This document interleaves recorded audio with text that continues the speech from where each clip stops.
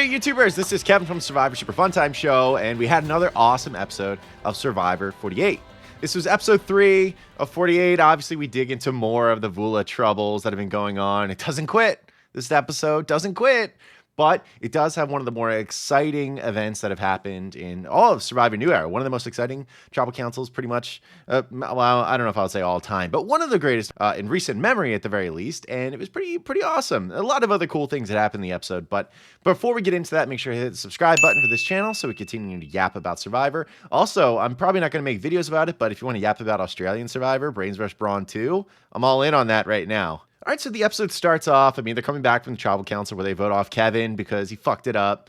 I'm just kidding around, Kevin. You didn't really fuck it up. You did great. I'm proud of you, buddy. But they're reeling from that. You know, Mary takes another Mary loss, which is a shame because I love Mary, and I think at this point probably a lot of people do. Say, you know, was a little bit betrayed by her boys because Cedric and Justin weren't totally forthright with her and made her burn her idol when she probably didn't have to. So there's some trust that needs to be rebuilt there. And you say to yourself, hey, hopefully Vula does not go back to tribal council so that they can work on that. Well, we'll talk about that a little bit more toward the end of this recap. The dynamic of the new era is with these three tribes, there seems to be most seasons where there's one tribe that just keeps getting beat up on, whether that's Lulu, it's Yanu, or even last season. I mean, it seemed like Lava was getting beat up pretty bad. There's one tribe that ends up getting just smashed over and over and over again. And the other two end up getting this really like luxurious, lush kind of an edit. I mean, Loggy, yeah, they're like, oh, we're so tired from kicking so much ass, to the point where Joe is building a fire, like a bonfire on the beach because they're bored to raise morale. Winning is not enough anymore for this tribe. It's actually really funny.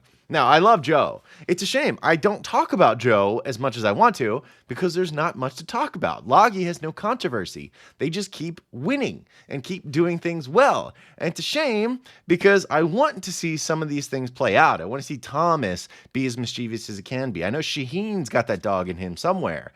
Bianca has been kind of underrated to some degree.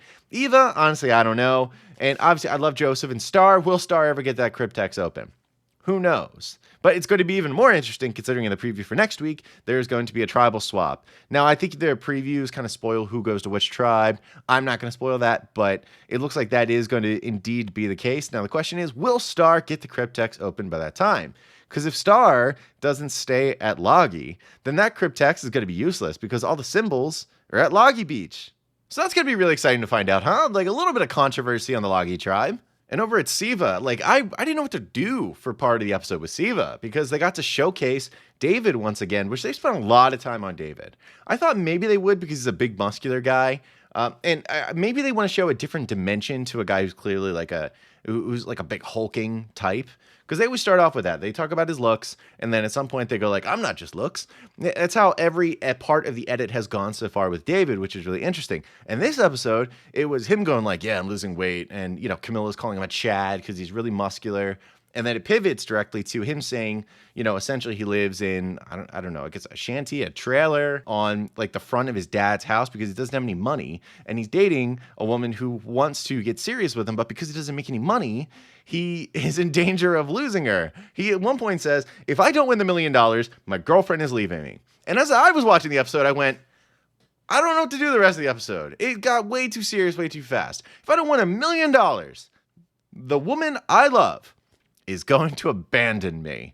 And I'm just like, dude, this is Survivor. Like, Mary and Say were just like running through the forest like little kids. And this guy's like, the love of my life will banish me from her life if I don't bring home $1 million. That felt too real for me in the moment. It freaked me out. And it does get me on David's side. For sure, but it was just like too much. As a side note, I really did love that David was telling this to Kyle, and Kyle, for some reason, wasn't like absorbing the severity of that. He was like, oh, sweet, man, like in reference to where David lives. And he's like, no, not sweet, man. Why would you want to live in front of your dad's house because you have no money at 38 years old? Kyle was like so good natured. He's like a little golden retriever, you know? He's like a little boxer. He's just like, oh, cool, dude. And I love that because there's actually a lot of that in myself. It made me laugh. But speaking of David and Kyle, actually, they're two members of kind of a 4-person alliance on the Civa tribe. Not that it matters, because they don't lose, just like Loggy. It's almost pointless to have alliances on this tribe, because it doesn't matter. You don't go to tribal council, so who cares, right? I mean, Mitch can make an alliance with Charity. Who cares? And you could have Camilla, Chrissy, you could have David, and also Kyle make a 4-person alliance. Doesn't matter. They don't go to tribal council. But it looks like kind of the newly formed, like Mitch and Charity, who pledged their allegiance to one another.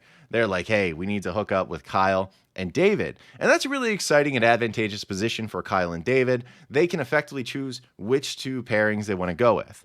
Personally, I would probably choose to go with Camilla, and I would also go with Chrissy. I find them to be the better allies, especially at the end of the episode when we find out that Camilla gets an advantage, and we'll talk about that in a second. But they're in a really good spot.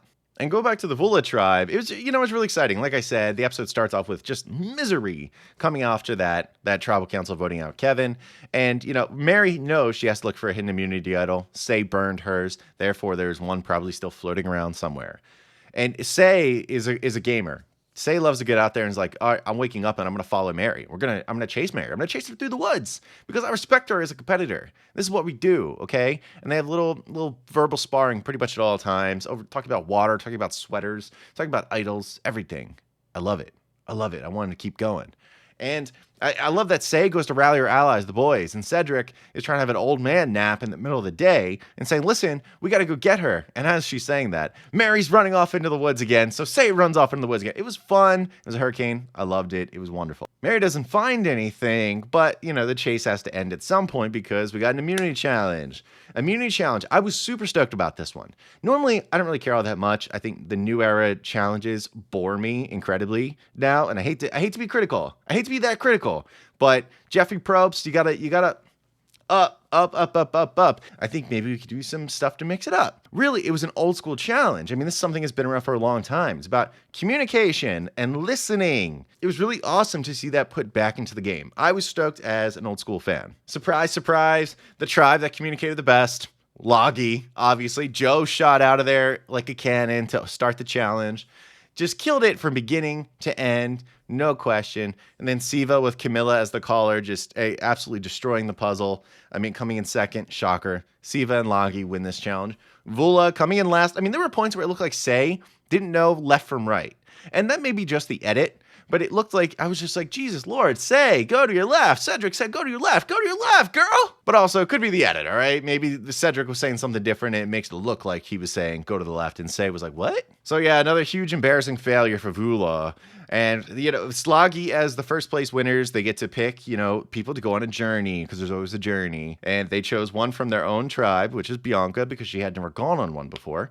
From the Vula tribe, chose Justin. And from the Civa tribe, chose Camilla. I love Camilla. They go off on the journey as one does. They read instructions saying, on the island, you have a chance to get an advantage. So they go in their separate ways and they find a board with skulls and flames and dice. We're going to play some Yahtzee today.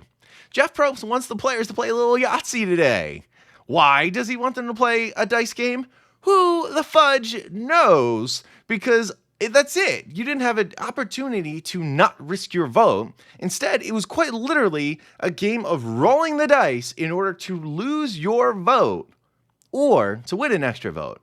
But again, you did not have a choice. It's one thing if you're like Bianca from the Loggy tribe, to where she volunteered to go. However, if you're Justin from Vula or you're Camilla from Civa, you did not have that option. It was literally a roll of the die, and you had no claim over it at all. Civa won the challenge. They were second, and still someone was sent there to possibly lose their vote. Coincidentally, Camilla from Civa is the only one who did not lose her vote. She rolled 4 flames instead of 4 skulls. Bianca lost her vote, and of course Justin lost his vote, which had a massive impact on the tribal council that came after. In fact, it is what got him voted out of the game. We'll talk a little bit more about that come tribal council time. I can't tell you enough how big of a problem I had with this journey. I don't like when players lose their vote. I especially don't like when players lose their vote and they have zero autonomy over it. He had none to lose his vote. I know that's not Probst's new Survivor. I know he doesn't like that, and I get that. I've gotten over most of my gripes with the journeys or the twists or the advantages. I really have. Hey, I've done this commercial about 1,000,000 times. If you don't apply for Survivor, I'm going to actually murder you. This one, however, as soon as I saw it, I was like, they're rolling die. What the what? I just thought it was unfair. And Justin ended up getting the short end of the stick. And what could he do? What could he do? So anyway, journey's over. And the exciting part 2 of the journeys, that's probably better than the actual journey itself, is who's going to come back and who's going to tell the truth. You have Bianca comes back to the Lagi tribe. She lies. She says there's a whole rope concoction or something, and she just didn't even risk her vote. So nothing happened. But she reveals to Thomas that she had to risk her vote, and she lost it.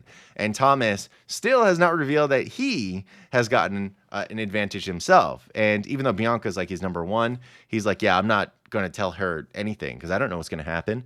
And boy, is he smart, because with the swap coming up, that'd be information she could leverage against him potentially. And thankfully, that's not going to be the case. He's keeping it secret. But Bianca, however, now that she's lost a vote, he can leverage it against her. Because again, Logi's never losing, so that means the next tribal council she goes to is going to be the first one, and she won't have a vote then. For the Civa tribe, Camilla comes back, and remember, she did win the extra vote, and she has bought into this like cult mindset of the Civa tribe, where they all support each other and cheer for each other and all that nonsense. And she actually let them know. She even showed them the extra vote, and they were all excited, which is like so false and fake in a way, because everyone now knows that if they have to go to tribal council, Camilla has more power. So it's kind of funny. Like, I'm sure they were happy for her because they like her, but at the same time as a player, you're like, bleh. And then we go to the Vula tribe, which is the problem child tribe.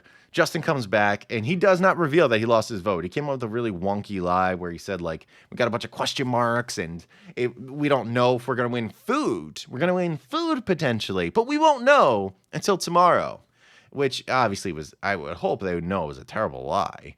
I'm actually really shocked there wasn't a confession right away that from Say going like, he's lying.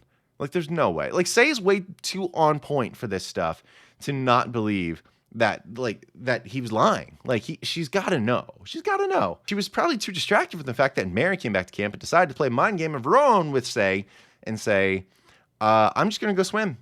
And I just want to. And Say's like, I'm concerned that Mary's not looking for the idol. And that was all, a cat and mouse game. Mary wants Say to know that maybe she did find an idol. But at the same time, Mary's not going to confirm she did. And it was interesting. It was a good game. I appreciated seeing Justin did not reveal his vote, but he did find out that Say was probably going to throw a vote at him in case Mary did play an idol, because Say is paranoid. Rightly so. They go to tribal. They cast their votes. So there's only 3 votes, remember, because Justin cannot vote. And come back, and Mary stands up and says, hey, Jeff, I got something. Everyone's like, oh, God, she's got the idol. She gives the shot in the dark to Jeff Probst. Jeffrey opens up that beautiful scroll, and it reveals Mary's safe word. Yes, Mary had the safe word within her pocket, and she nailed it. I think it's the 3rd time ever that it was hit. And it ended up saving her. 2 votes against Mary ended up wiping him out, essentially. And there's only 2 votes because, again, Justin couldn't vote, and Mary couldn't vote because she was a shot in the dark. So these 2 votes were Say and Cedric. They have a revote. It's Say and then Justin. So they're deadlocked. Try one more time. Say and Justin. And effectively, after going through a million different tiebreakers and a million different rule scenarios, Jeffrey Probst lets Cedric know, just let you know, you're the one who's going to make the decision tonight. You're the only one who can do it. And Cedric initially says, Say, I didn't know you first, and Justin's my guy, so sorry, you're going. And Say, like a fucking boss, ends up arguing her way out of being voted out. She made so many good points to Cedric. She said, wait, did you even know that Justin didn't have a vote tonight? And she said it one time and it got ignored in the edit. And then she said it a second time. She's like, I've been honest with you the whole time. Did you even know that he didn't have a vote? And Cedric said, I did not know that. It's like, I've never lied to you one time, which as far as we know is true. Say has been too honest with Cedric. She's trusted Cedric way more than the other way around. To the point where it looks like after what's reported to be a very long tribal council, Justin didn't just sit there and take it like the edit made it look like. I don't think that he just sat there and took it like that, but Cedric ended up changing his mind. He said, I'm going to make my decision with the stipulation that you, Mary, and you Say, you cut it out. You become friends. And then I will vote Justin out. And they said, yeah, we'll do that. And he votes Justin out, his closest ally. Although, was he the closest? It's a good argument by Say. So Justin is voted out of the game. However, I thought it was a massive fumble by Cedric. I understand where he's coming from. Say made an awesome, awesome argument. But really, Justin, no matter what, was going to be on his side. Like, even though he lied, he was going to be on Cedric's side. And Cedric should have rolled with Justin. It was the safer move. Justin's probably more predictable than Say would have been. I mean, I think that's a better duo. It's not like you're going to be any better at challenges. Who cares, right? You've lost everything now that you lost Kevin. It doesn't matter. But like, trust is the currency in the game, and I think ultimately Cedric trusted Justin more than he trusted Say. And Say's just like was going to be a little angry. And the stipulation is stupid as it is, in my opinion, where he says, Mary and Say, you have to get along. Well, there's only going to be 3 people left on the tribe, Cedric. If these two get along really well, guess who's out here? Yeah, the big old middle finger, Cedric. That's what you are. Why would you do that?